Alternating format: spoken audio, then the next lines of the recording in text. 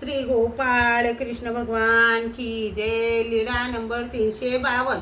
रामदेव निराकरित महादायसाच्या वस्त्रपूजेचा स्वीकार। महादायसाला सर्वज्ञांच्या ठाई वस्त्र समर्पित करण्याची इच्छा झाली। तिने नागदेव भटाला म्हटले, नागदेव भटो, मला एक वस्त्र आणून द्या ना।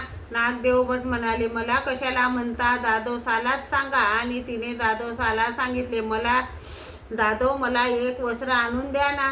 तेव्हा दादोसाने विचारले, कशासाठी वस्त्र हवे? महादायसाने सांगितले, सर्वज्ञांसाठी। कितीचे वस्त्र? महादायसाने सांगितले, माझ्याजवळ 16 दाम आहेत, त्याचे घेऊन या। दादोस म्हणाले, कसले 16 दाम? त्या 16 दामाचे वस्त्र काय येईल?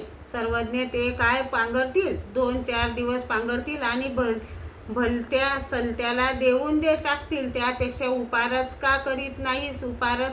उपारच करा। मग महादायसाने मनात ठरवले, आता सर्वज्ञांनाच विनंती करू।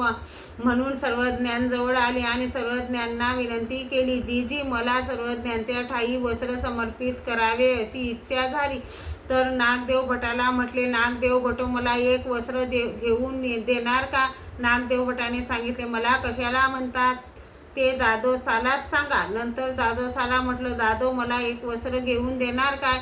दादोसाने विचारले, वस्त्र कशासाठी? मी म्हटले, सर्वज्ञांसाठी। केवढ्याचे वस्त्र? माझ्याजवळ 16 दाम आहेत त्याचे।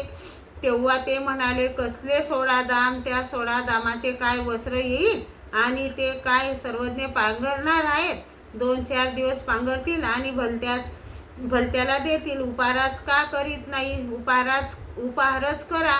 यावर सर्वज्ञांनी म्हटले, बाई, महात्मा म्हणत आहे ते खरंच आहे।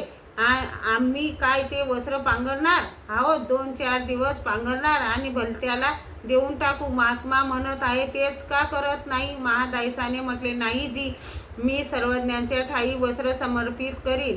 मग सर्वज्ञ 2-4 दिवस पांघरून भले कोणालाही देवोत।